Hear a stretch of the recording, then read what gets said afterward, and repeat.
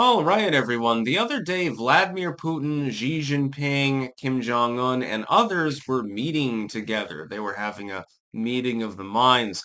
And there was kind of a hot mic moment, actually. And Vladimir Putin and Xi Jinping were talking about lengthening the human lifespan and immortality and things like that. Some people got a little bit like kooky about this.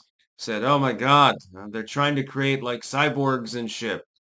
Let me tell you this, having spoken with people that are in the upper echelons in the socioeconomic and political sense, these people have just as many zany ideas as any 12-year-old who's on amphetamines. When you look at Elon Musk and he's carrying a sink around when he's going to Twitter HQ and playing around with rockets and stuff like that, he's being a big kid, basically. This is something that never really gets beaten out of the truly inventive minds of the world. And Putin and Jinping, while I disagree massively with elements of their ideology, especially with Jinping, I would much rather live in Russia than in China, we'll put it that way. While I disagree with broad aspects of their ideology, some of the things that they've been doing, the invasion of Ukraine, the suppression of, Falun Gong and similar groups in China, while I disagree with these things, I can admire the fact that these are still human beings. They didn't get the childhood completely beaten out of them. They have inventive and imaginative minds, and there are many such cases of this.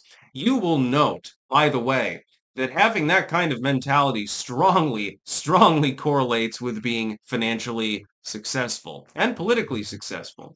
When you think outside of the box, when you think about things that could be, they aren't yet, but they could be, then you drive yourself forward to try to make them something that is. This is how ingenuity works. This is how invention and innovation and all of these wonderful things that have improved our lives so much actually work.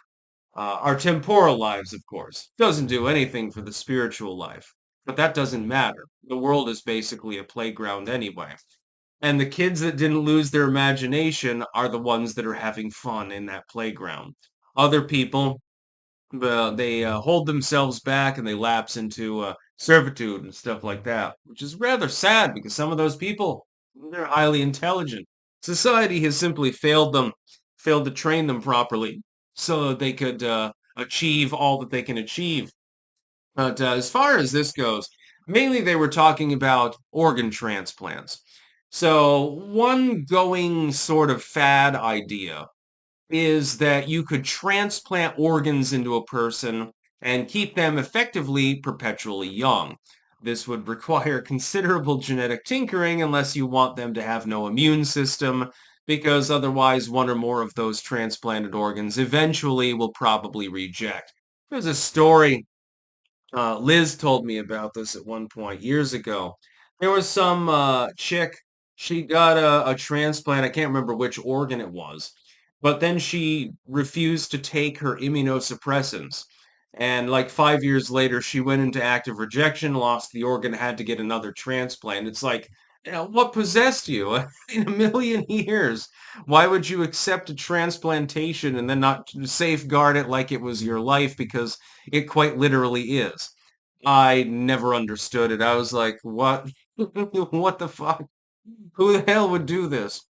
As far as organ transplantation, it is not clear that you can appreciably increase somebody's lifespan by randomly transplanting organs. Now, if somebody has organ failure, of course, you can keep them alive by giving them a new organ. That's a different story.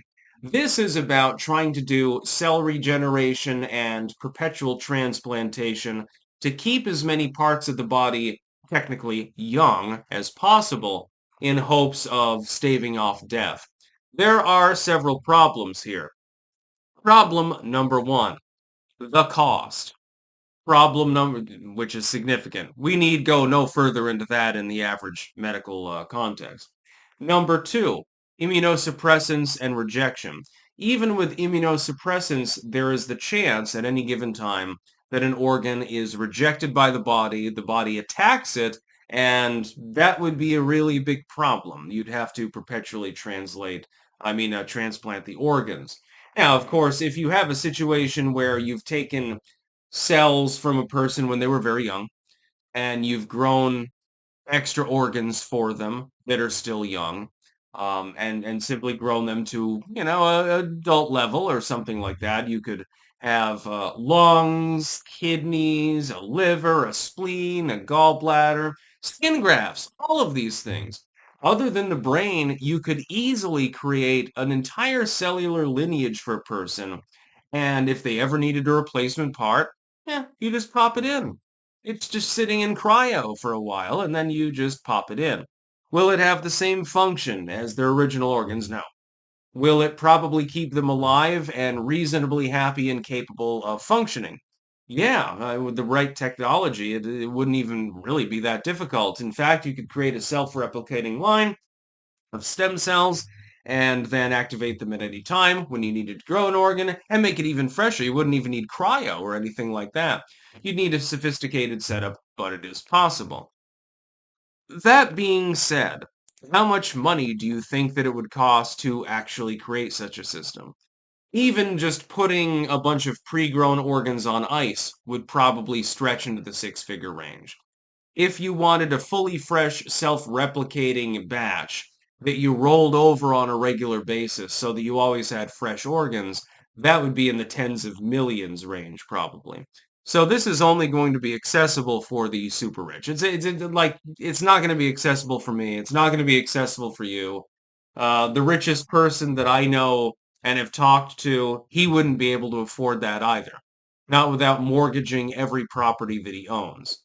Like that's the he would have like the entry fee level of wealth necessary to get such a line going. 'Cause you're going to need a full staff to keep the organs going, so to speak. Is it possible, therefore, to achieve immortality? No, it is not.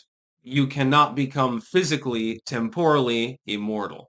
Even if you were to create a body that was totally self-preserving, it couldn't get sick, as long as you had food and water, basically, you could eat anything that you want. You could eat mulch and still get caloric intake from it.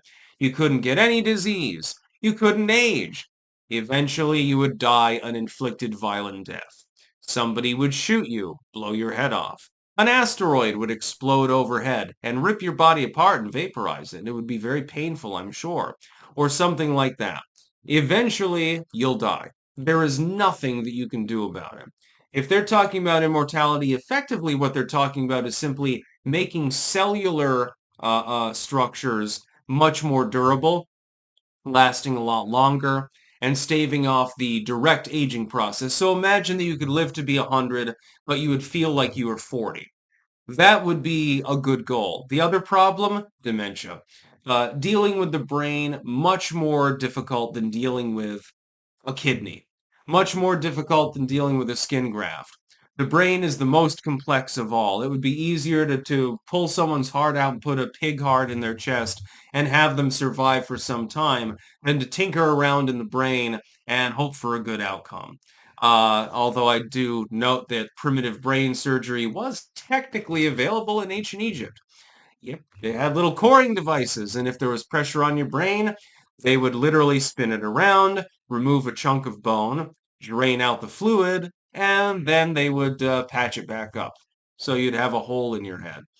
This apparently was most often successful, which is funny.